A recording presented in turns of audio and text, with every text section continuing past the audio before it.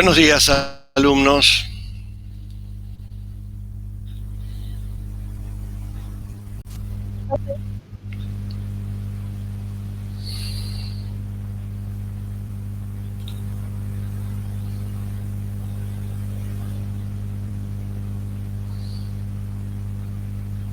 Bueno, vamos a esperar unos minutos a que se hagan las 9 horas y comenzaremos con el curso.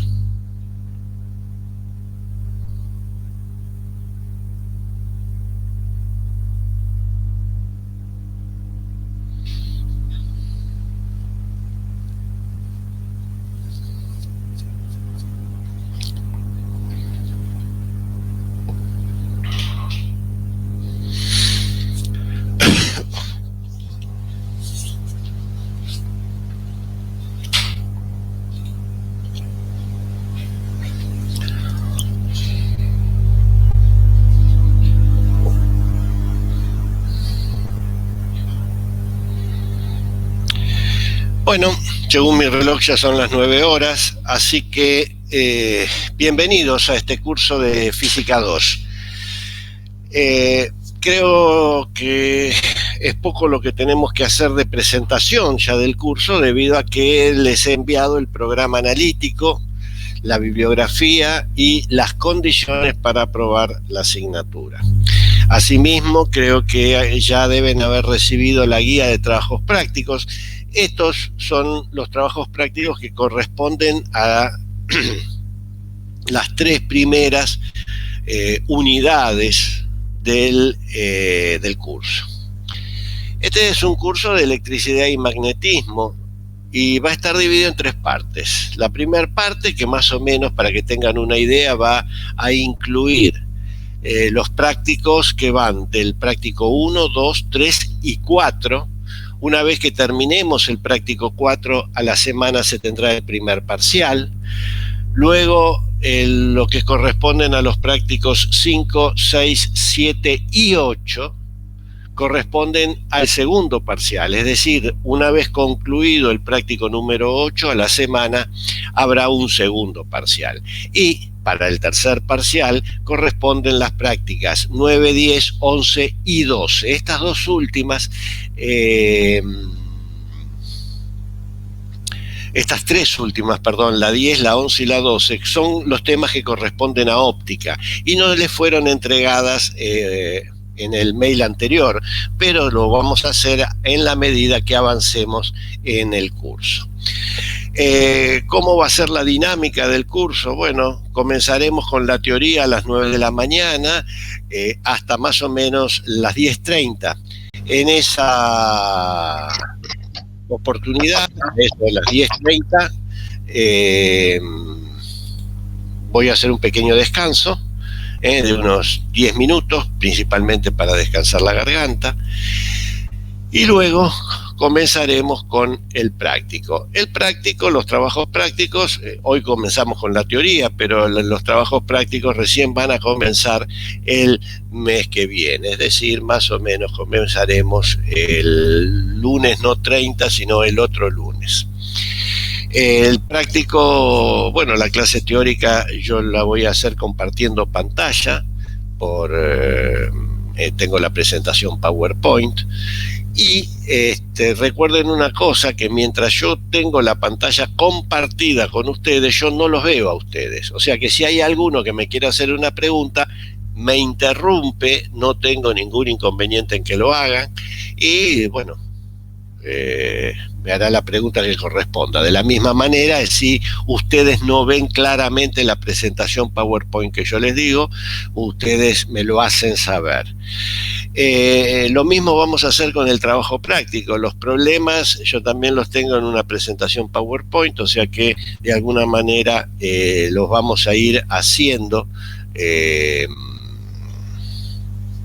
también aquí por el mismo enlace.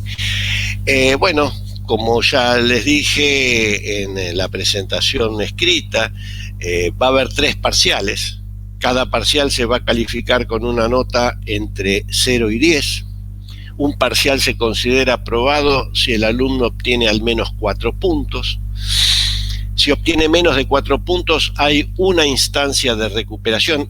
Cada parcial tiene solo una instancia de recuperación. Esa recuperación se toma al final del curso, es decir, allá por el mes de noviembre, diciembre, se toman todos los recuperatorios, es decir, que una persona que no aprobó el primer parcial puede dar el segundo parcial sin ningún problema y luego al fin del curso hará el recuperatorio que corresponda. Bueno, ¿cómo se obtiene la nota de promoción? La nota de promoción se obtiene promediando la nota de los parciales y los eventuales recuperatorios.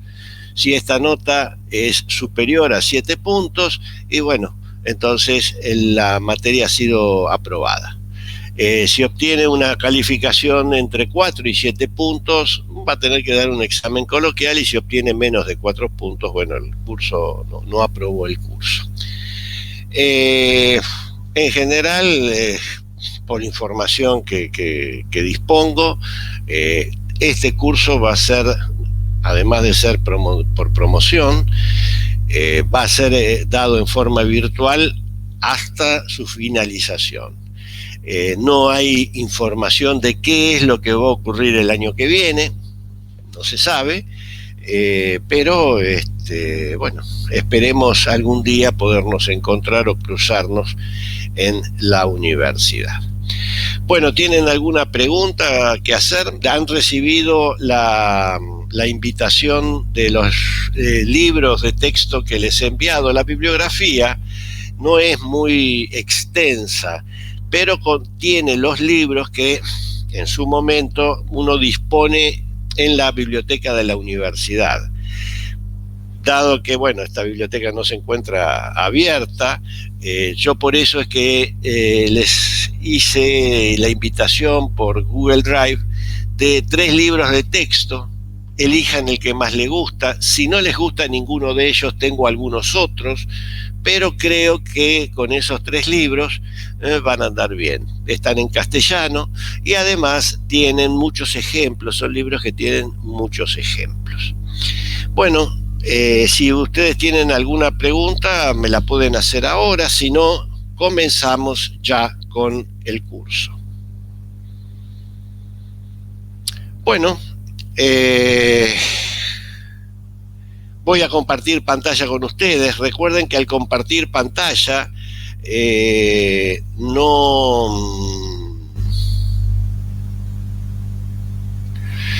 al compartir pantalla yo no los veo a ustedes, así que cualquier cosa me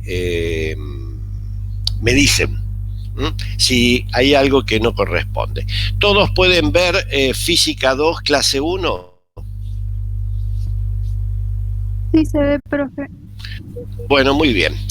Bueno, bienvenidos a esta clase número 1 de Física 2.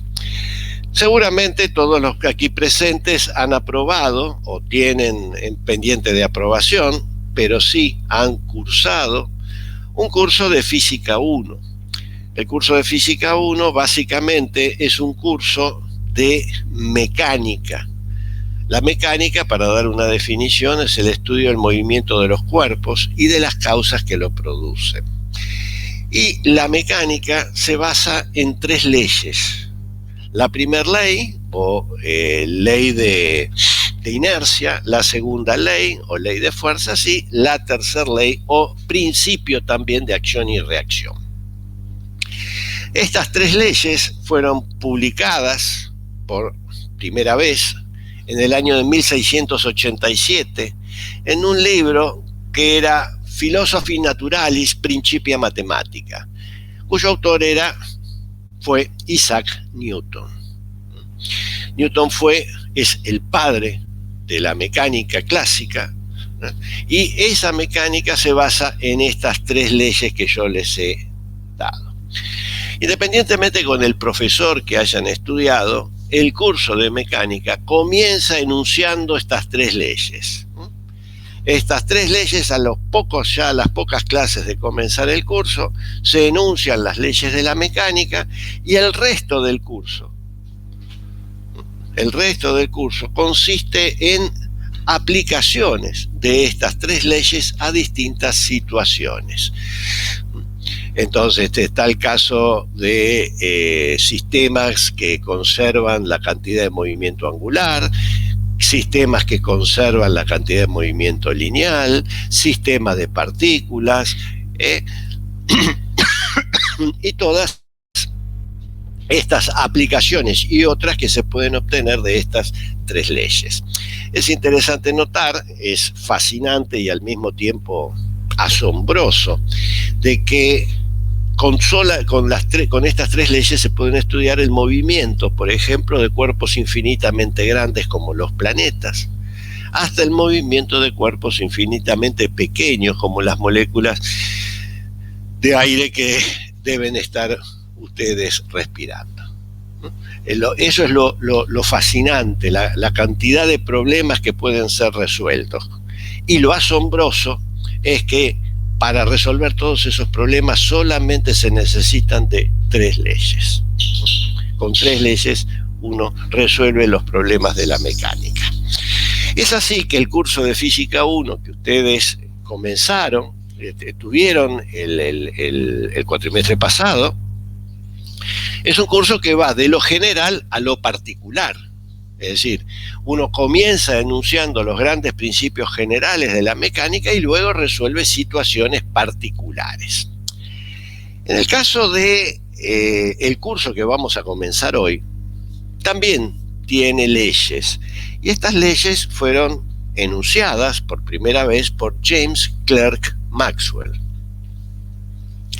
Y aparecieron en un libro que es Dynamical Theory of Electromagnetic Field, del año de 1865. Noten ustedes que mientras Newton, que era inglés, desde 1687, 200 años después, James Clerk Maxwell, otro inglés, era escocés, pero enseñaba en la misma universidad que enseñó Newton, publicaba las leyes del electromagnetismo.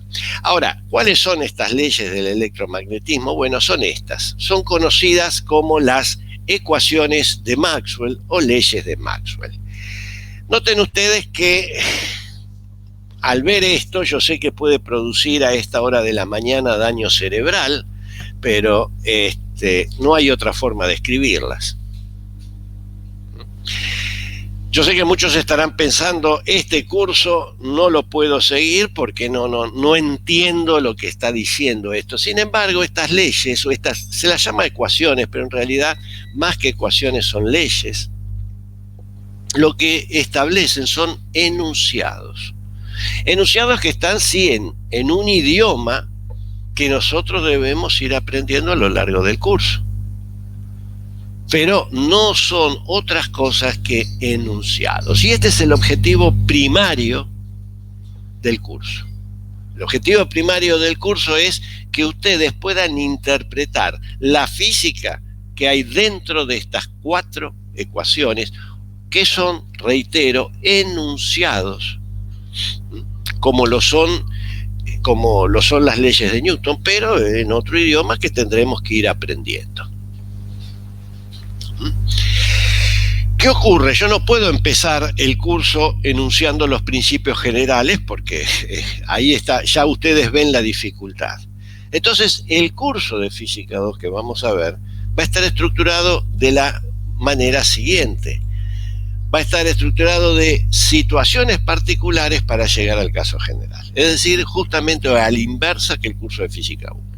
Es decir, nosotros vamos a comenzar estudiando casos particulares para después ver que esos casos particulares que estamos estudiando y que muchas veces ustedes van a pensar que no están correlacionados, van a ver que al final vamos a poder enunciar un principio general que engloba todos esos resultados particulares. Esto deben tenerlo siempre presente, de que el curso está estructurado de lo particular a lo general. Todas las clases vamos a comenzar analizando situaciones particulares para luego llegar al caso general. Y recuerden que el objetivo primario de este curso es que ustedes puedan interpretar esas leyes, las leyes de Maxwell. Bueno, vamos a comenzar entonces, como les dije, con el siguiente caso particular. Vamos a suponer que yo tengo un sistema inercial, XY. Nosotros vamos a trabajar siempre en el espacio, pero claro está que yo estoy limitado por la pantalla al plano. Es así que yo voy a dibujar el eje X positivo, el eje Y positivo como se ve, pero el eje Z positivo va a estar apuntando hacia ustedes, es decir, siempre va a salir de la pantalla. Y en este sistema inercial, XY y Z positivo apuntando para ustedes, se encuentran dos partículas puntuales. Una está ubicada en el origen, que es la partícula fuente, mientras que la segunda partícula, que llamaremos partícula campo, está ubicada en una posición dada por el vector posición R, como se muestra. Bueno, hasta ahora yo he dicho varias cosas que seguramente ustedes las han escuchado, pero todavía no las tienen frescas. Una de ellas es sistema inercial y la otra es partícula puntual. Vamos a ver qué significa. Primero sistema inercial y de luego vamos a referirnos a lo que es una partícula puntual. Antes de la definición de sistema inercial, vamos a hablar de lo que es un sistema de referencia. Bueno, como dice aquí, un sistema de referencia es un sistema coordenado que permite fijar las posiciones de las partículas en el espacio y que posee un sistema de relojes fijos en él, sincronizados entre sí. Por ejemplo, supongamos que yo quiero estudiar el movimiento rectilíneo de una partícula. Bueno, entonces, si el movimiento es rectilíneo, puedo pensar que mi sistema de referencia es una recta como la que está marcada acá. Esa recta que tiene una dirección, de la flecha lo que marca es una dirección de crecimiento en el aspecto de que tengo un cero, que es el origen, y luego tengo distintas unidades de medida que van creciendo en el sentido de la flecha. Es decir, yo puse el 1, luego estará el 2, el 3. Y en cada una de esas marcas donde está la unidad de medida de longitud, hay un reloj, de manera tal que, lógicamente, como se ve acá, en cada marca hay un reloj, pero todos estos relojes marcan la misma hora, es decir, están todos sincronizados entre sí. Bueno, a esta recta, que es parte de un sistema coordenado y que tiene relojes fijos en cada una de las unidades de medida, de longitud, es lo que se conoce como un sistema de referencia.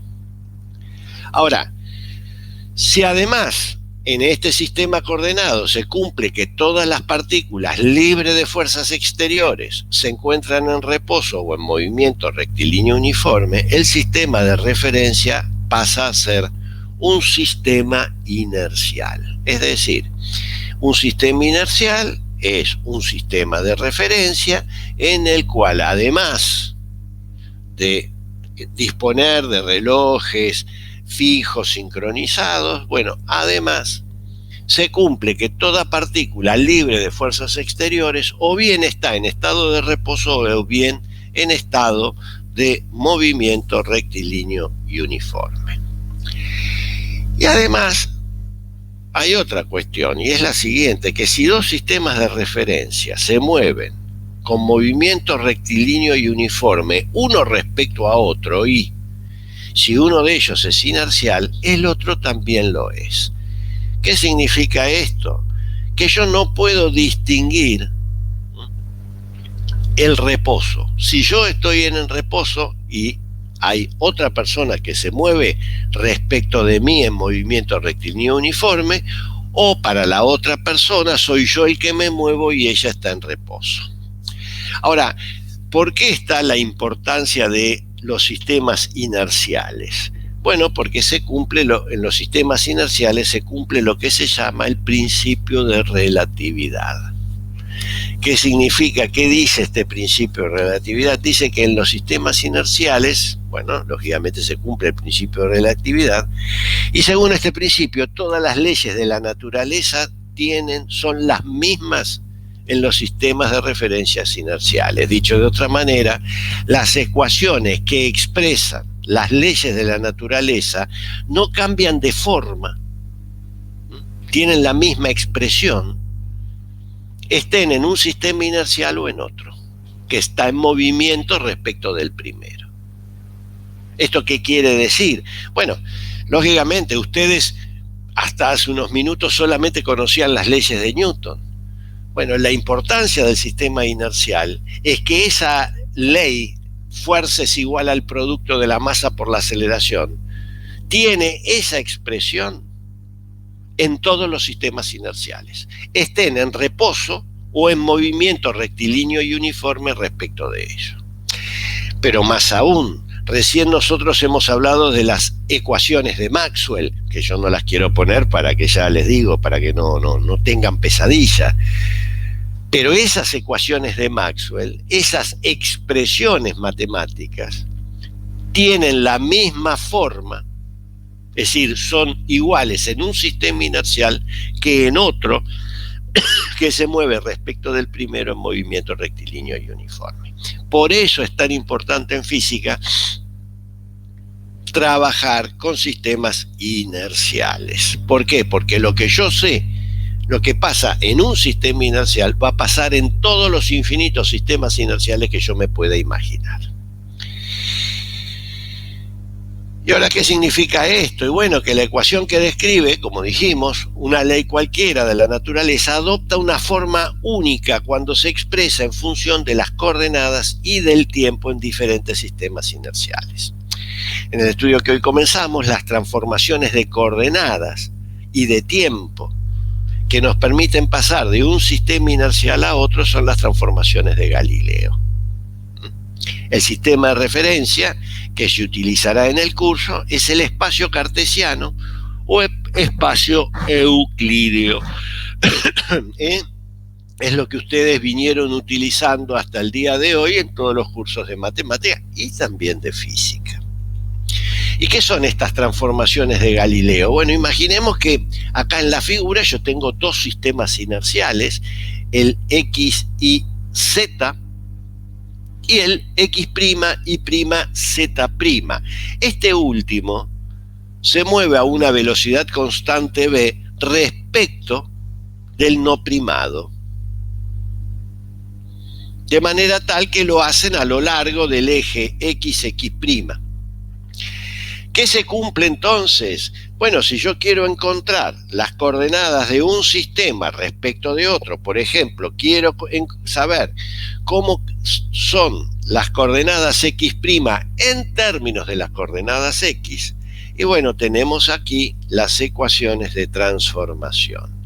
E incluso, noten ustedes esta última, que T' es igual a T. Recuerden que en un sistema inercial hay relojes que están sincronizados entre sí, pero esta última ecuación me dice que los relojes en el otro sistema inercial primado también están sincronizados entre sí y entre los distintos sistemas inerciales. Bueno, de esta manera hemos refrescado un poco lo que han aprendido en Física 1 de sistema inercial. ¿Qué es un sistema inercial entonces? Y bueno, es un sistema de referencia, es decir, es un sistema cartesiano en donde se cumple que todo cuerpo libre de fuerzas exteriores o está en reposo o en movimiento rectilíneo y uniforme. No puede estar en otra situación.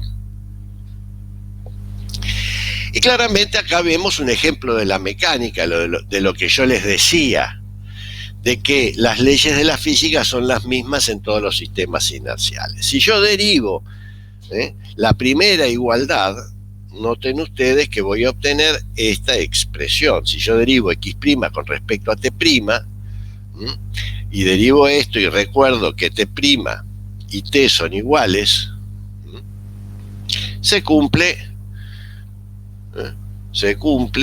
esta igualdad. Noten ustedes que esta es una composición de velocidades. Si yo vuelvo a derivar esta expresión con respecto al tiempo, noten ustedes que la derivada segunda de la posición con respecto al tiempo dos veces es igual tanto y tiene la misma expresión en un sistema primado que en un sistema no primado. Y recuerden que esta derivada segunda no es otra cosa que la aceleración. Esto era lo que yo les decía. Si yo multiplico por la masa esta última igualdad, tengo que la fuerza en el sistema primado es igual a la fuerza en el sistema no primado. Es decir, que el producto de la masa por la aceleración es la misma en todos los sistemas inerciales. Bueno, suficiente con esto de sistemas inerciales y ahora vamos a pasar a lo segundo que yo les había dicho, que era ¿qué es un cuerpo puntual o una partícula puntual? Imaginemos ahora que yo tengo en mi sistema inercial XY un cuerpo como este que está acá en rojo.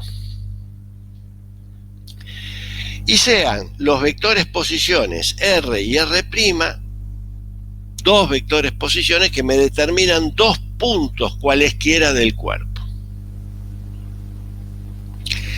Claramente, la resta de estos dos vectores posición, R y R', va a dar lugar al vector delta R que tenemos aquí. Ahora bien, si el módulo de delta R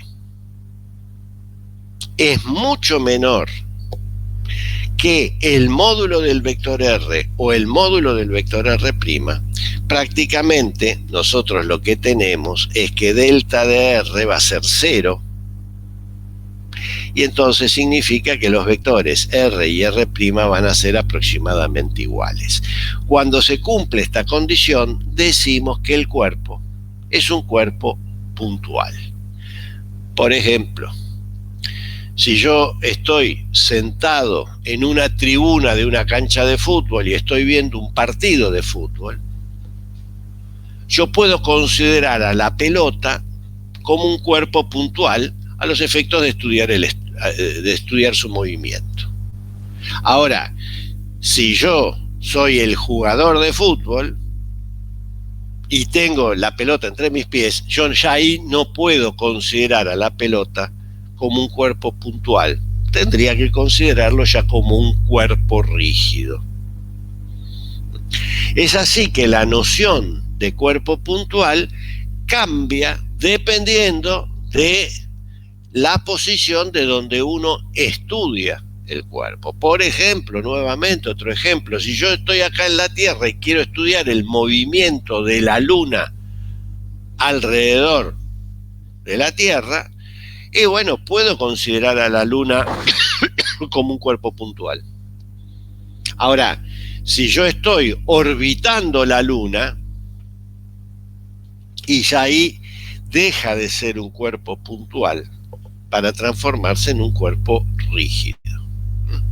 O sea que la noción de cuerpo puntual no significa que el cuerpo sea pequeño, sino que tiene que ver con la posición en donde yo, como observador, estoy describiendo el movimiento de ese cuerpo.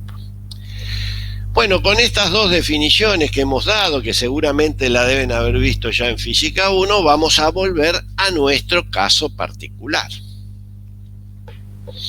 Y nuestro caso particular era un sistema inercial, XY, en donde se encontraban dos partículas puntuales. Una que está en el origen, que se llama partícula fuente, y la otra, que está ubicada a su posición por el vector posición R, se la llama partícula campo. El porqué de los nombres fuente y campo va a quedar más o menos claro en unos minutos. Pero la idea de esto es que hay dos partículas, una fuente y la otra campo. Y la partícula campo, la posición de la partícula campo está precisamente determinada por el vector R. ¿Qué es ese vector R? Vamos a ver. Bueno, el vector R, los vectores, como todo vector, tiene componentes. Tenemos la componente X en la dirección del versor Y, tenemos la componente Y a lo largo del versor J y la componente Z a lo largo del versor K. Recuerden que estos versores, se los llama así versores, o también se los puede decir vectores cuyo módulo es la unidad. Es decir, el módulo de estos vectores es la unidad. ¿Y qué es el módulo? Bueno, el módulo no es otra cosa que del vector R, el módulo del vector R, no es otra cosa que elevar al cuadrado cada una de sus componentes, sumarlas y extraerle la raíz cuadrada. ¿Qué significa el módulo de R? Es la distancia que hay, en este caso, desde el origen, donde está la partícula fuente, a la partícula campo. Es decir, si yo quiero medir una distancia, ¿qué hago? Y agarro una regla métrica, centimétrica o milimétrica, depende de la precisión con que quiera medir, coloco el 0 donde está la partícula fuente y me fijo en qué unidad de medida cae la posición de la partícula campo. Esa distancia es el módulo del vector R. Claramente el módulo es un escalar, es un número, y las distancias, como todas distancias, siempre son mayores que 0. Recuerden que cuando ustedes toman la distancia con 1 centímetro, 1 metro o con una regla graduada, eso les da un número, no les da un número negativo, les da siempre un número positivo. Y bueno, el módulo es una distancia y por lo tanto es un número siempre positivo. Puede ocurrir que sea 0. Si el módulo de un vector es 0, la única solución que posible es que cada una de sus componentes sea 0. Si un vector tiene un módulo mayor que 0, siempre. Ahora, si es igual a 0, la única forma que un vector pueda tener módulo 0 es que todos sus componentes sean 0.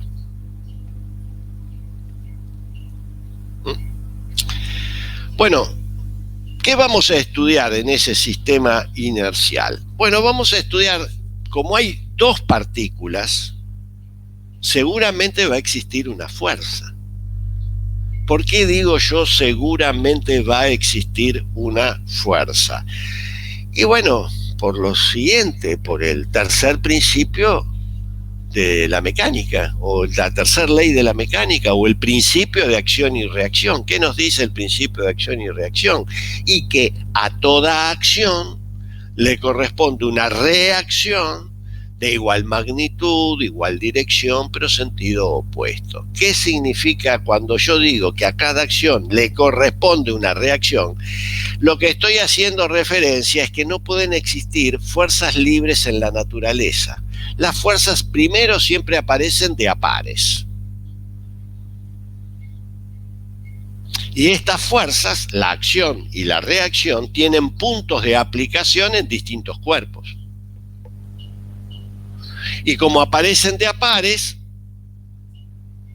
el número mínimo de partículas para que exista una fuerza tiene que ser 2.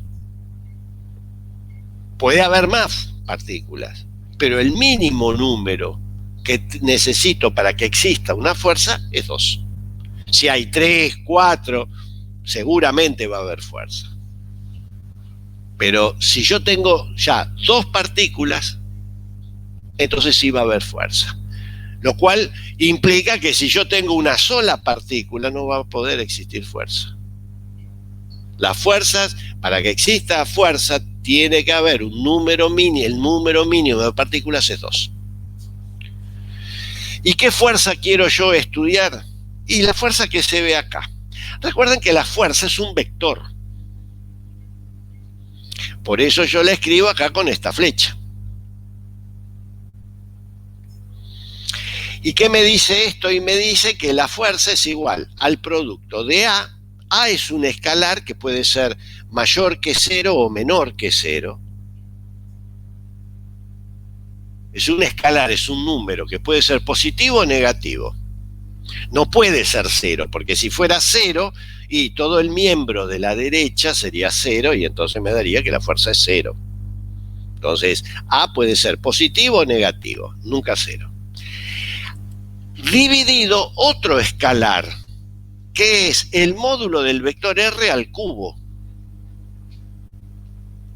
Noten que A y R al cubo también son números.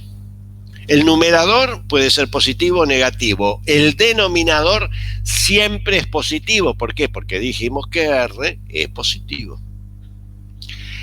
Y este escalar, que se obtiene del cociente de A y R cubo, multiplica un vector que es el vector R.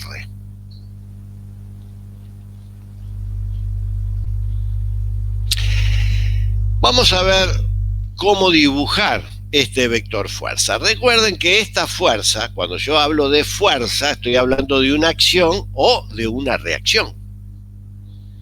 Y entonces tengo que decir sobre qué cuerpo está aplicada esa acción o esa reacción.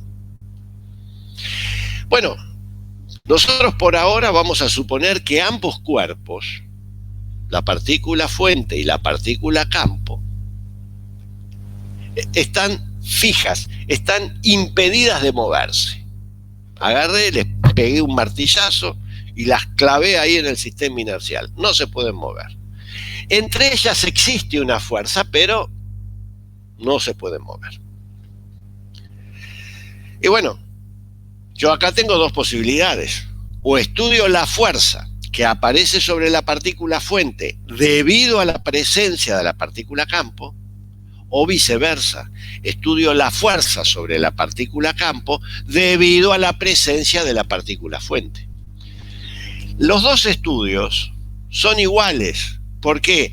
Me lo garantiza el principio de acción y reacción. Porque recuerden que el principio de acción y reacción, además de decir que la fuerza aparece de a pares, nos está diciendo que las fuerzas van a tener igual magnitud, van a tener igual dirección, pero van a tener sentidos opuestos. O sea que eso, si yo estudio una situación o estudio otra, puedo pasar de una a otra teniendo en cuenta que la fuerza va a tener el mismo módulo, la misma dirección y el mismo sentido opuesto. Entonces, yo voy a estudiar, en este caso particular, la fuerza que aparece sobre la partícula campo debido a la presencia de la partícula fuente. ¿Por qué yo digo debido a la presencia de la partícula fuente? Porque si la partícula fuente no existe, tendría yo una sola partícula y ya yo sé que con una sola partícula no puedo tener fuerza. Entonces vamos a dibujar esta fuerza, vamos a dibujar este vector en la partícula campo. ¿Por qué? Porque estoy interesado yo en estudiar la fuerza que aparece sobre la partícula campo debido a la presencia de la partícula fuente. Y acá tengo dos situaciones. Noten ustedes lo siguiente. Permítanme volver a esta situación. Supongamos que A sea positivo. Si A es positivo, el cociente A sobre R cubo también es positivo. Y entonces, ¿qué es lo que me está diciendo esta igualdad? Y que la fuerza va a tener la misma dirección y el mismo sentido que el vector R. Recuerden que un vector tiene tres características importantes: la dirección, el sentido y el módulo. La dirección me lo da siempre una recta, que es la recta de acción. Sobre esa recta yo tengo dos posibles sentidos, para un lado o para otro. Y luego tendré que hallar el módulo. Entonces, vamos a dibujar primero la dirección de la fuerza cuando A es mayor que 0, que es lo que está acá en rojo. Noten ustedes que yo para dibujar una recta, como la dirección está dada por una recta, y yo para dibujar una recta necesito de 2 puntos, ¿cuáles son esos 2 puntos donde yo voy a dibujar la recta? Y son las 2 partículas puntuales. Entonces, cualquier recta que pasa a través de la partícula fuente y la partícula campo es una recta que me da la dirección del vector F. O sea, que si A es mayor que 0, voy a tener no solamente la misma dirección, sino también el mismo sentido. ¿Qué significa esto? Noten ustedes que la flecha del vector R y la flecha de la fuerza en rojo están en el mismo sentido. Ahora, ¿qué pasa si A es negativo? Volvamos a la situación anterior. Si A es negativo, el cociente A sobre R cubo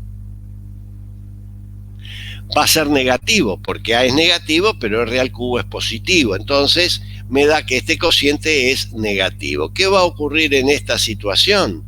Y va a ocurrir que la fuerza va a tener la misma dirección que el vector R. La dirección de la fuerza es la misma dirección que la del vector R, pero el sentido es opuesto. Y esto es lo que está marcado acá en verde. Noten ustedes que nuevamente la dirección está dada por una recta. Esa recta para dibujar una recta necesito de 2 puntos. Bueno, son las 2 partículas puntuales. La recta que pasa a través de estas 2 partículas puntuales me da la dirección del vector fuerza. ¿Y qué pasa con su sentido? Bueno, ahora el sentido es opuesto al del vector R. Noten ustedes que la punta de la flecha del vector R apunta en un sentido y la fuerza en verde apunta en el sentido opuesto.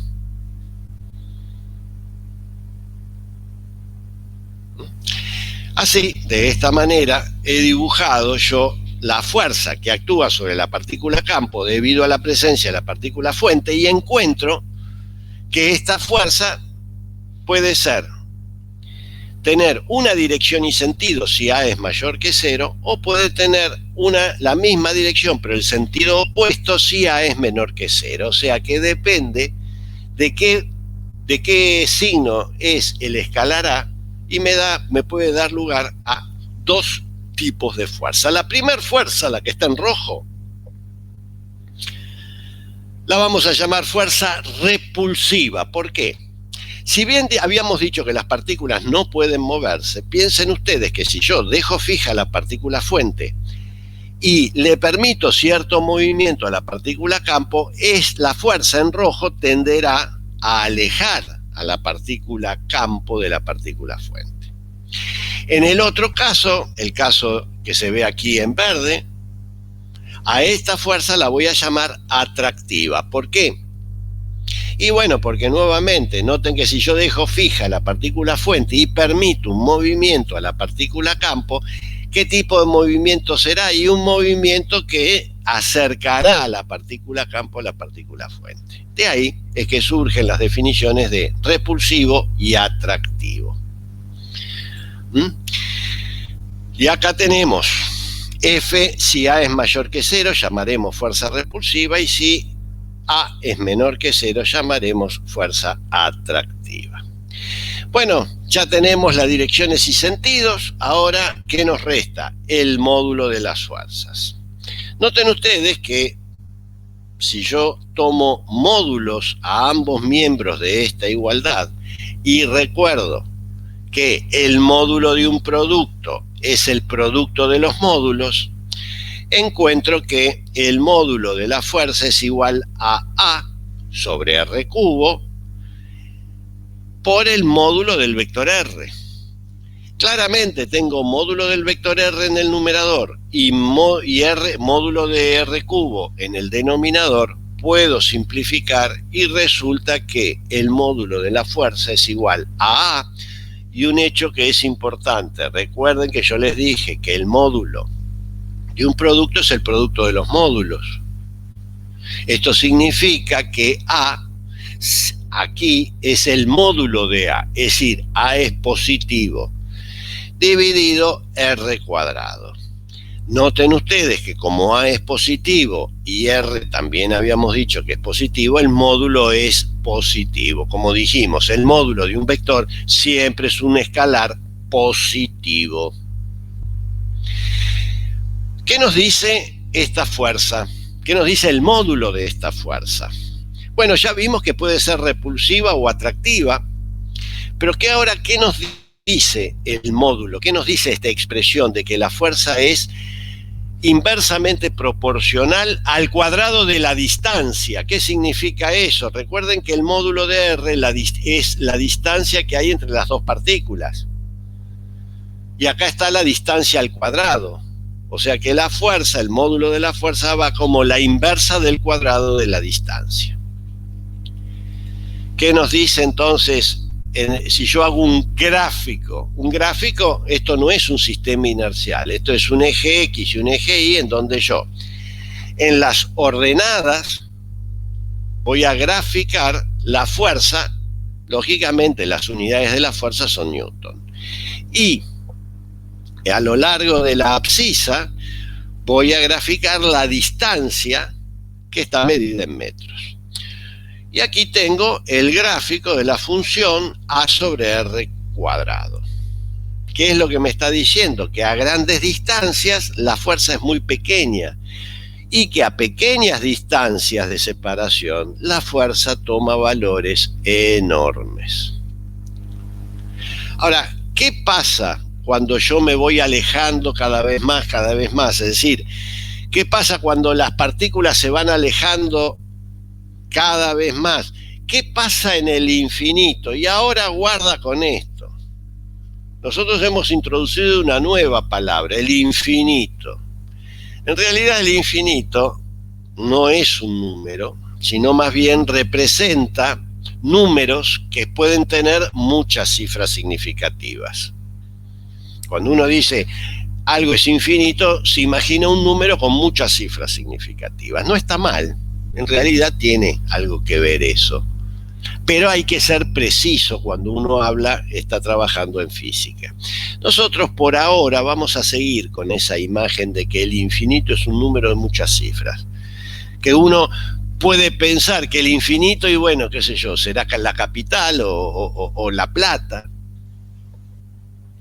Pero lo importante de esto es que cuando la distancia entre las partículas es enorme, la fuerza cada vez es más pequeña, de manera tal que cuando la distancia es infinita, la fuerza tiende a cero. Y si la fuerza tiende a cero, la fuerza sobre la partícula campo tiende a cero, ¿qué significa? Que no hay fuerza. Y si no hay fuerza, no sabe entonces la partícula campo si existe o no la partícula fuente. Y es ahí, en esa situación, en donde en el infinito, cuando están muy alejadas las partículas, la partícula se puede considerar como una partícula aislada. Es decir, una partícula aislada significa una partícula que no tiene interacción con ninguna otra, es decir, que está sola en nuestro sistema inercial.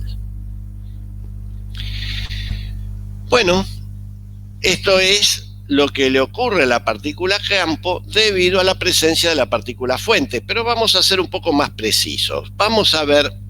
Lo que vamos a ver ahora es una curiosidad matemática. En matemáticas como en física no existen ni las casualidades ni las curiosidades.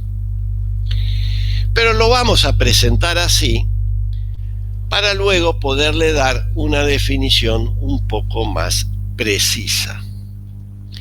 La historia es la siguiente. La fuerza acá, ¿qué he escrito yo? Yo he escrito la fuerza en términos de las componentes del vector R. Así tengo que la fuerza es igual al escalar A dividido R al cubo. ¿Pero qué era R al cubo? R no es otra cosa que x cuadrado más y cuadrado más z cuadrado en raíz cuadrada. Al cubo va a ser a la 3/3 por el vector R. Y aquí he escrito las componentes del vector R. Noten ustedes que si yo hago propiedad distributiva del escalar respecto a cada una de las componentes, la fuerza, lógicamente, podrá ser escrita como Fx a lo largo del versor Y, Fi a lo largo del versor J y Fz a lo largo del versor K. Vamos a tomar Fx. ¿Qué expresión va a tener la componente X de la fuerza? Y es la que se obtiene de multiplicar este escalar por X, como se ve aquí. Y ahora viene la curiosidad. Esta expresión que yo tengo aquí en este miembro de la izquierda, A por X dividido X cuadrado más Y cuadrado más Z cuadrado a la 3 medios, la puedo escribir como menos la derivada con respecto a X de esta expresión que está aquí. A dividido X cuadrado más Y cuadrado más Z cuadrado al 1 medio. Guarda con el signo menos. Ahora, ¿qué es X cuadrado más Y cuadrado más Z cuadrado al 1 medio? Y es la definición que hemos dado de R, la distancia que hay entre las partículas. Por lo tanto, la componente X de la fuerza la podemos escribir como menos la derivada con respecto a X del cociente A sobre R, donde A es un escalar, lógicamente. Bueno, vamos a hacer, este es un ejercicio que se los dejo yo planteado para que ustedes lo hagan en sus casas, y la próxima clase lo haremos en la teoría. Pero el ejercicio es el siguiente: comprueben las últimas igualdades y que comprueben las últimas igualdades, estas que están acá, estas igualdades,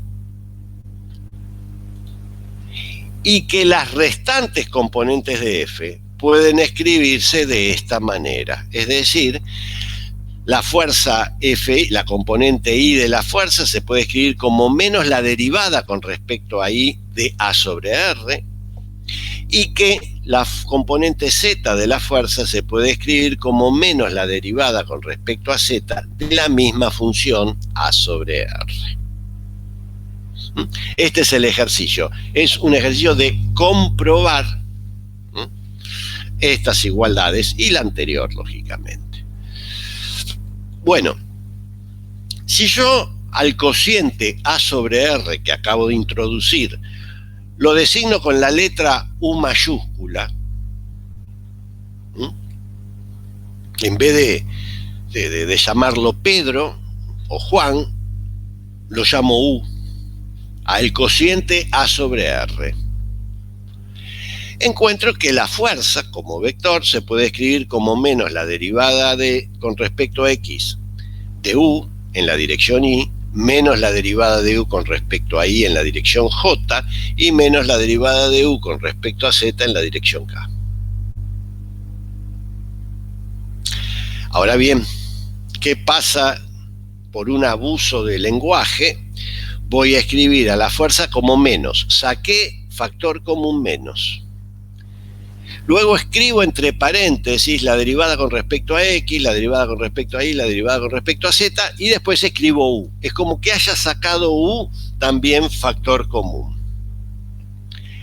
A lo que está entre paréntesis, para no escribir una derivada, no escribir la otra derivada y no escribir la otra derivada, lo voy a resumir o a sintetizar o a escribir rápidamente con este símbolo: un triángulo invertido y una flecha.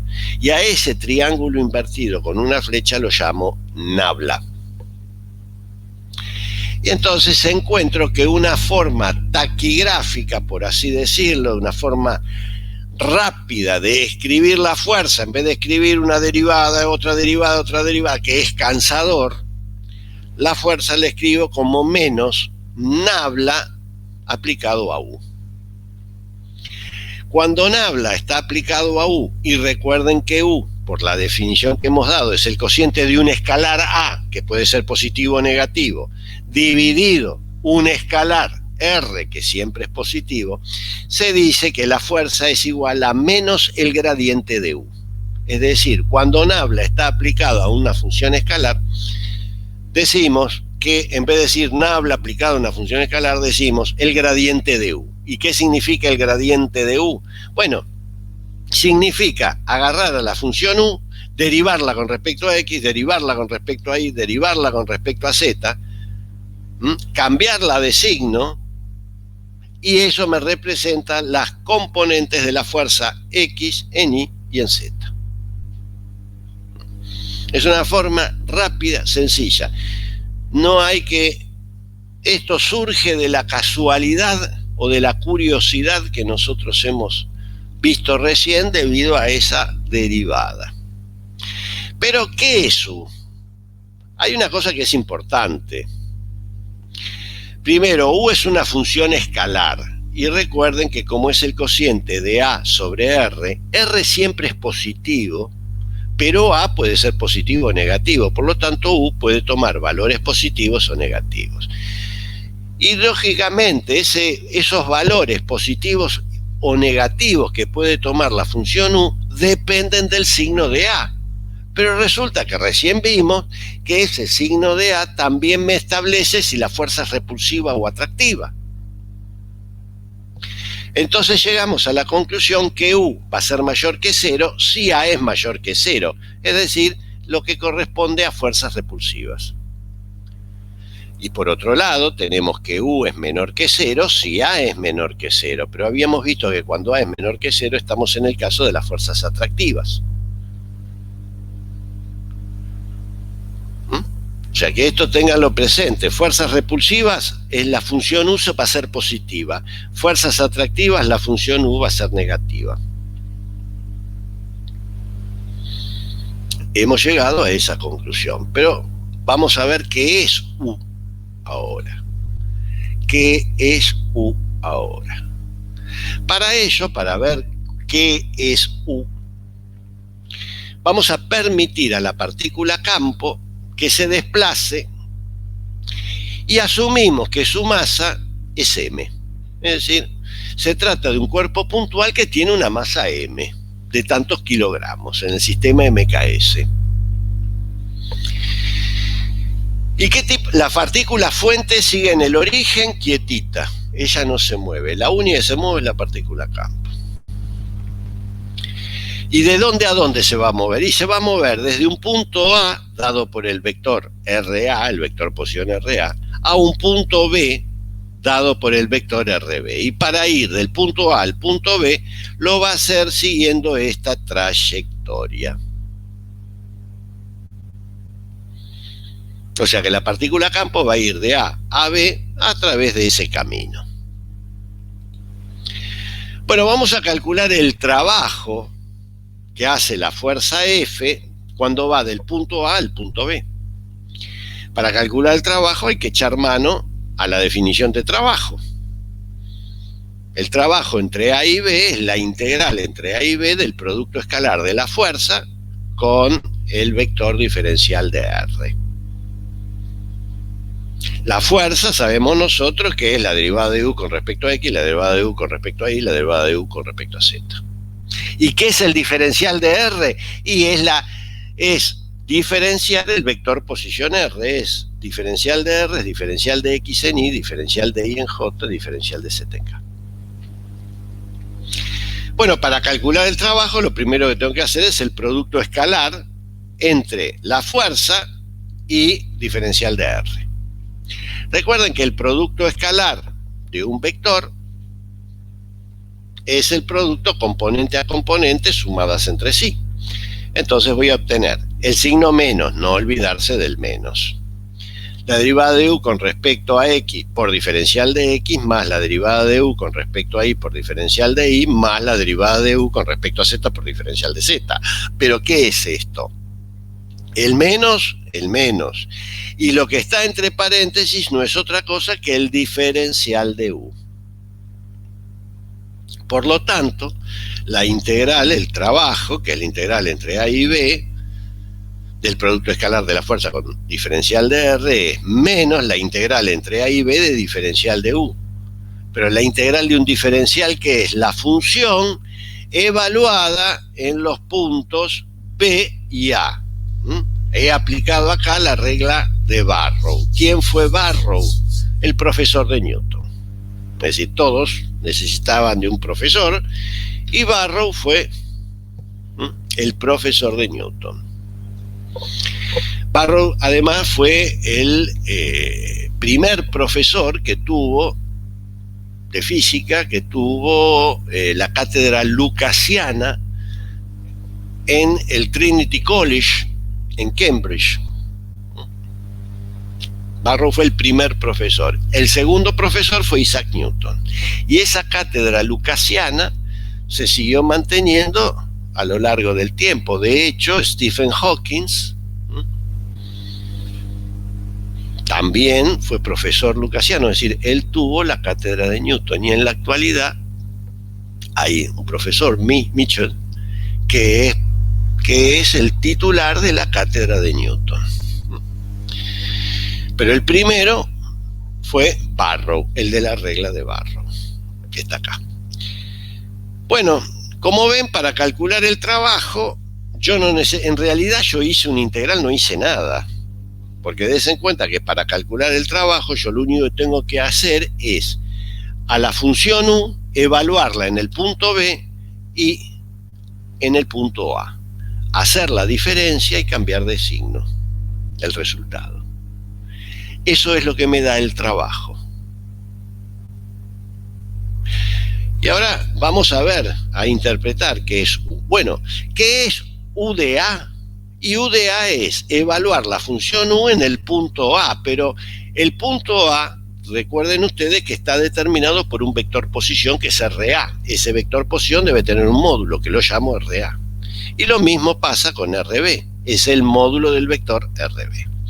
Y entonces obtengo que el trabajo es menos U evaluado en B menos U evaluado en A. Recuerden que B es el punto final y A es el punto inicial. Esta diferencia, lo final menos lo inicial, se acostumbra a representarlo con la letra delta. Entonces tengo menos delta de U. Delta de U, ¿qué significa? Y significa evaluar a la función U en una situación final y restarle el valor de la situación inicial. Entonces se dice que el trabajo es igual a la variación de U, de la función U. ¿Pero qué es U? Y bueno, vamos a verlo. Nosotros ya vimos que U es igual a menos la variación de U, que U es igual al trabajo. Pero el trabajo también es igual a la variación de la energía cinética, en este caso de la partícula campo. Recuerden que dijimos que la partícula campo tenía una masa m, y la energía cinética es un medio de la masa por el cuadrado de la velocidad. La variación de energía cinética será la velocidad que la partícula tenga en el punto B menos la velocidad que tenga la partícula en el punto A. Es decir, la energía en el punto B menos la energía en el punto A. Y acá nuevamente, como se trata de la diferencia de lo final menos lo inicial, podemos escribir que delta de energía cinética. Pero noten ustedes, si el trabajo es igual a la variación de energía cinética y yo acabo de demostrar que el trabajo es menos la variación de U, ¿qué encuentro? Y que la variación de energía, como los primeros miembros son iguales, los segundos también lo son. Es decir, que la variación de energía cinética es menos la variación de U. Y ahora sí, podemos interpretar qué es U. Noten ustedes que el miembro de la izquierda es una energía. Por lo tanto, el miembro de la derecha, es decir, U, también tendrá que ser una energía. Pero como es una energía que depende de la posición en donde se encuentre la partícula campo, vamos a llamar a esta energía energía potencial. Así, encontramos que si la fuerza es repulsiva, dijimos que A es mayor que 0 y por lo tanto la energía potencial va a tener que ser positiva. Y si la fuerza es atractiva, A es menor que 0 y la energía potencial tendrá que ser negativa. Esto que está acá se cumple siempre, no solamente en física 2, se cumple en toda la física. Siempre que ustedes tengan una fuerza repulsiva, la energía potencial va a ser positiva, no puede ser de otra cosa. Siempre que ustedes tengan una fuerza atractiva, la energía potencial siempre va a tener que ser negativa. No puede ser otra cosa, porque si no, no se cumple esto. ¿Y qué otra consecuencia trae la igualdad? Y bueno, claramente que la variación de energía, si yo la variación de energía potencial que estaba en el miembro de la derecha lo paso a la izquierda sumando, encuentro que es la variación de energía cinética más la variación de energía potencial tiene que ser igual a 0. O, dicho de otra manera, que la variación de la suma energía cinética más energía potencial tiene que ser igual a 0. O, dicho de otra manera, que la suma de la energía cinética y la energía potencial tiene que ser igual en el punto A que en el punto B. La suma de las dos energías tiene que ser igual en el punto A que en el punto B. Y si yo a esa suma de la energía cinética más la energía potencial lo llamo la energía total mecánica, encuentro que la energía total mecánica es constante. ¿Por qué es constante? Y porque tiene el mismo valor en el punto A y en el punto B. Pero A y B son dos puntos cualesquiera de la trayectoria. Por lo tanto, para todos los puntos de la trayectoria que sigue la partícula campo, la energía total mecánica es constante. Es decir, la energía total mecánica se conserva. Se cumple la conservación de la energía. Esto trae importantes consecuencias desde el punto de vista de cálculo, porque ¿qué significa esto? Y significa que muchos problemas los puedo resolver sumando energías potenciales y cinéticas. Vamos ahora a una forma. Esto es parte de una notación lo que vamos a ver ahora. Noten ustedes que si yo recién acabamos de analizar qué le pasa a la partícula campo cuando va del punto A al punto B, a lo largo de una trayectoria que llamaremos 1. Ahora, ¿qué pasa si yo voy del punto B y vuelvo al punto A través de otra trayectoria diferente a la anterior? Por eso que la llamo 2. ¿Qué ocurrirá? Y bueno, el trabajo para ir de A a B, nosotros lo escribimos así a lo largo de la trayectoria 1. ¿Cómo será el trabajo para ir de B a A? Y bueno, lógicamente, si de A a B tiene esta expresión, de B a A tendrá esta otra expresión cuando la trayectoria va por la trayectoria 2. Ahora, ¿cómo hago yo para escribir un trabajo que va de A a A? Es decir, un trabajo, salgo de A, voy a B y vuelvo a A. Es decir, hice una trayectoria cerrada. Evidentemente yo, si quisiera escribir el trabajo de salir de A y volver a través de una trayectoria cerrada, tendría que hacer la integral entre A y A, pero eso induce a un error si uno aplica la regla de Barrow. Entonces, ¿qué podemos hacer? ¿Cómo escribir esa situación? Y bueno, la vamos a escribir de la siguiente manera.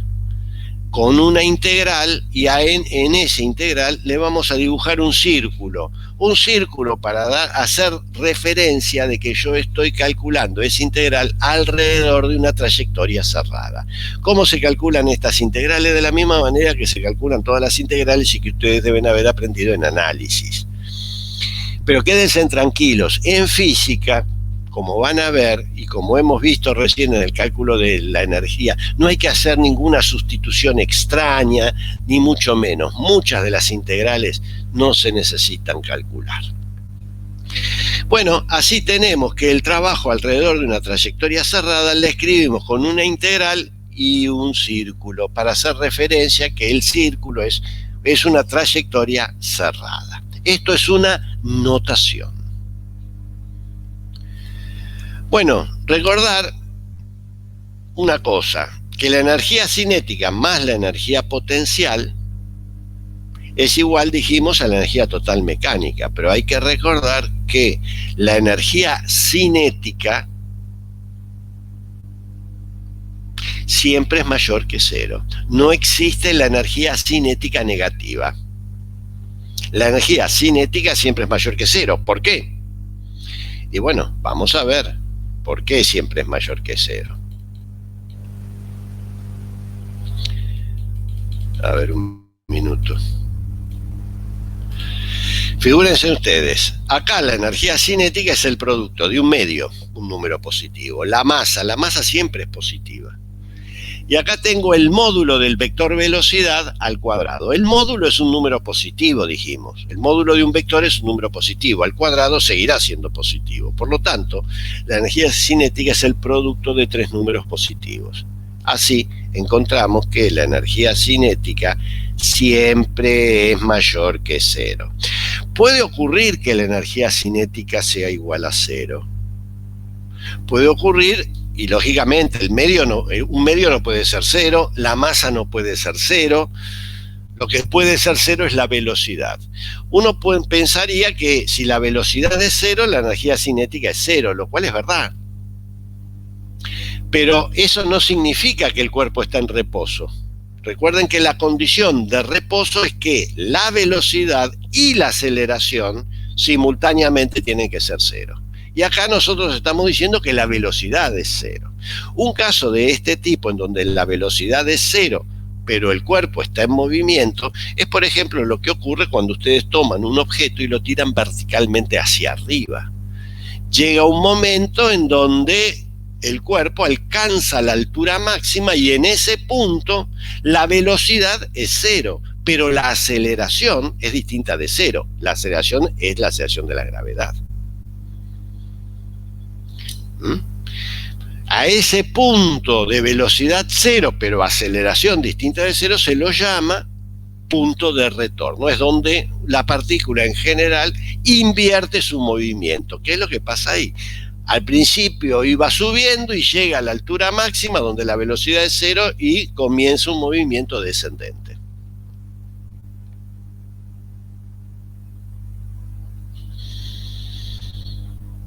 Entonces, cuando la energía cinética es cero, significa que yo tengo un punto de retorno, así se lo llama, un punto en donde se invierte el movimiento. Es decir, que la energía cinética puede ser, vamos a decirlo así, permitiendo este caso particular, puede ser mayor o igual a cero, nunca puede ser negativa. No existe la energía cinética negativa. ¿Qué significa esto? Y bueno, miren ustedes, yo tengo energía cinética más energía potencial tiene que ser igual a energía total mecánica. Si yo la energía potencial que está en el miembro de la izquierda como positiva la paso al otro miembro de la derecha, pasará como negativo. Entonces tengo que la energía cinética no es otra cosa que la energía total mecánica menos la energía potencial. Y como la energía cinética, dijimos, siempre tiene que ser mayor o igual que cero, y bueno, quiere decir que esta diferencia de energías siempre tiene que ser mayor que cero. Es decir, que la energía total mecánica siempre tiene que ser mayor que la energía potencial. La energía total mecánica tiene que ser siempre mayor que la energía potencial.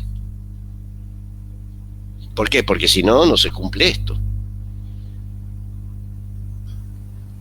O sea que esta igualdad establece condicionamientos al movimiento de la partícula campo. La partícula fuente sigue existiendo, pero está quietita.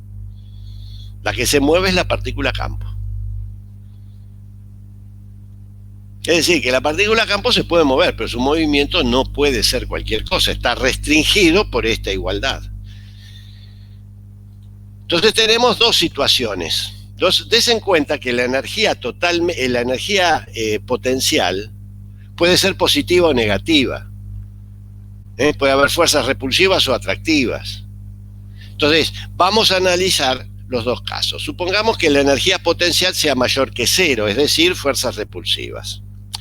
Yo aquí he graficado la energía potencial en términos de R, de la distancia.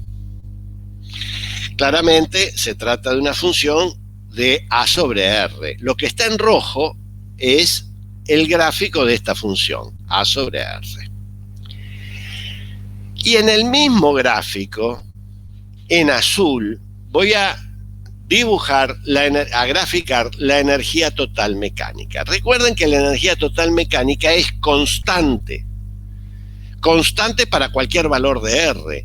¿Cómo será el gráfico de esta función constante para cualquier valor de R? Y como se ve aquí es esta línea punteada en azul, paralelo al eje R. Es decir, para cualquier valor de R, la energía total mecánica tiene el mismo valor. Noten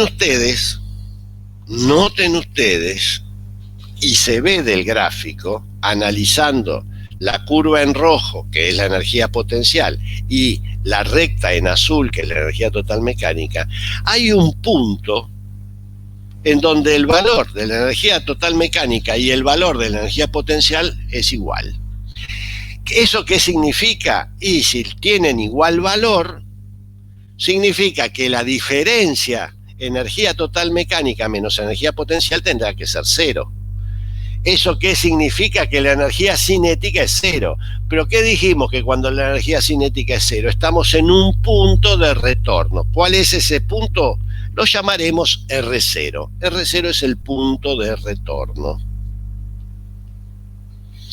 Ahora, ¿qué pasa si la distancia entre las partículas es mayor que R0? Noten ustedes que si es mayor que R0, por ejemplo, esto que está acá en R mayor, noten ustedes que aquí la diferencia entre la energía total mecánica, que es esta línea en azul, y la energía potencial, que es esta línea en rojo, la diferencia esta es la que se me muestra acá, que es mayor que cero. Esto es lícito. Digamos, estaba bien, si es mayor que cero, significa que la energía cinética va a ser mayor que cero. ¿Esto qué quiere decir? Quiere decir que para distancias mayores que R0, la partícula campo puede existir. Puede estar a distancias mayores que R0. ¿Qué pasa en distancias menores que R0? Nuevamente, lo que está aquí en rojo es la energía potencial. Y lo que se ve aquí apenas en azul es la energía total mecánica. Como se ve, la energía potencial es mayor que la energía total mecánica para este punto R-. Si es menor, quiere decir que esta diferencia es menor que cero. Pero no puede haber energía cinética menor que cero. Por lo tanto, significa que la partícula campo nunca podrá estar en una región menor que R0. Noten ustedes que esto me dice que si la fuerza entre la partícula campo y la partícula fuente es una fuerza repulsiva, esto significa que la partícula campo puede estar en cualquier región del espacio, excepto en una región finita de radio R0. Fuera de esa región de radio R0, la partícula puede existir. A este tipo de partículas se las llama partículas no ligadas o partículas libres, que puede estar en cualquier lugar del espacio, excepto en una región finita de ese espacio. Eso es para el caso de las fuerzas repulsivas. ¿Qué pasa con el caso de las fuerzas atractivas? Y para el caso de las fuerzas atractivas ocurre justamente lo inverso. Si ustedes hacen un análisis de esto, aquí grafiqué U, recuerden que U es para R, para cualquier valor de R, la energía potencial tiene que ser negativa, por eso es que la dibujo para abajo. Y entonces me da que en rojo está la energía potencial y acá también tengo la energía total mecánica. Noten acá ustedes que es al revés, debido a los signos, a que han cambiado los signos. También hay un punto en donde la energía total mecánica y la energía potencial son iguales, es el punto R0, el punto de retorno. Ahora es al revés, para valores menores que R0 tengo que la energía total mecánica es mucho más negativa la energía potencial es mucho más negativa que la energía total mecánica. Y por lo tanto, esta diferencia, como se ve acá, esta diferencia es mayor que 0. Si es mayor que 0, quiere decir que es lícito, porque la energía cinética tiene que ser mayor que 0. Eso significa que en el caso de las fuerzas atractivas, la partícula siempre se encuentra en una región finita del espacio. La partícula, campo, no puede estar en cualquier lugar, no, siempre se tiene que mover en una región finita del espacio. Cuando las fuerzas son atractivas, la energía potencial es negativa y la partícula siempre se mueve en una región finita del espacio. No la puedo encontrar. A este tipo de partículas que se mueve siempre en una región finita del espacio se las llama partículas ligadas. Como vamos a ver la clase que viene, los electrones en el átomo de Bohr es una partícula ligada. Hay una fuerza atractiva entre ellas, hay una energía potencial negativa. También, como vamos a ver la clase que viene, la Tierra, cuando se mueve alrededor del Sol, es una partícula ligada. Hay una fuerza atractiva. Por lo tanto, hay una energía potencial negativa y entonces la Tierra no deambula por el espacio, sino que siempre se mueve en una órbita, en una región finita del espacio, que es su órbita. Bueno, y para terminar con esta clase, yo ya les había dejado un problema, vamos a hacer unos problemas más. El ejercicio 3, ¿cuál será el valor de la integral esta? Alrededor de una trayectoria cerrada, ¿y qué representa físicamente su resultado? El ejercicio 4 que dice calcular el momento de la fuerza sobre la partícula campo. Recordar que la expresión del momento de fuerza es tau, que es un vector, el momento de fuerza es el producto vectorial de R, producto vectorial con la fuerza.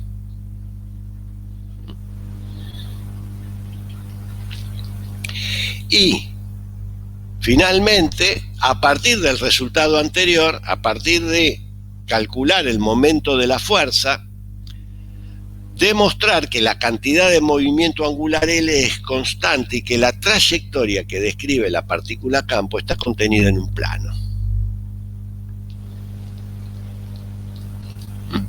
O sea que la partícula, sea que la fuerza sea atractiva o repulsiva, que se mueva en una región finita del espacio o se mueva como partícula libre, ese movimiento siempre está contenido en un plano. Es decir, no es que deambula por el espacio de 3 dimensiones, no, siempre está restringido al movimiento en un plano. Bueno, alumnos, hemos concluido la clase de hoy. La clase que viene, que va a ser el lunes 30, hoy, como yo les dije, no vamos a tener el práctico, vamos a comenzar, vamos a tener unas clases de teoría solamente y luego vamos a tener teoría y práctica. Así que hoy, con esto hemos terminado la clase de hoy y la clase por esta semana. La próxima clase será el lunes 30. El lunes 30, ¿qué es lo que vamos a ver? Bueno, primero vamos a hacer los problemas estos que yo les dije que hicieran en sus casas. Vamos a hacer esos problemas y luego lo que también vamos a continuar es con lo que hemos visto aquí de la fuerza, porque hemos hablado de R, hemos hablado del vector R, hemos hablado que la fuerza es conservativa, pero hasta ahora no dijimos nada acerca de la constante A. Dijimos que A es un escalar que puede ser positivo o negativo. Vamos a ver que la definición de A es la que nos va a permitir introducirnos en el tema de la electrostática, o sea, de la electricidad. Eso lo vamos a ver la clase que viene. Pero al mismo tiempo yo les decía que esto es un caso particular y que íbamos a llegar al caso general. Bueno, vamos a llegar al caso general porque vamos a ver que lo que tiene que ver con la electricidad también tiene que ver con la gravitación, un tema que han visto seguramente en Física 1. Bueno, alumnos, esto es todo por hoy. Ha sido un gusto haber compartido esta mañana con ustedes. Y bueno, lo único que les digo es cuídense y cuidan a sus seres queridos. Todavía estamos en pandemia. Y nos vemos entonces el próximo lunes a las 9 de la mañana en oportunidad que continuaremos con los temas vistos hasta hoy. Hasta el lunes, alumnos. Hasta luego, profe. Chao, profe. Chao, profe.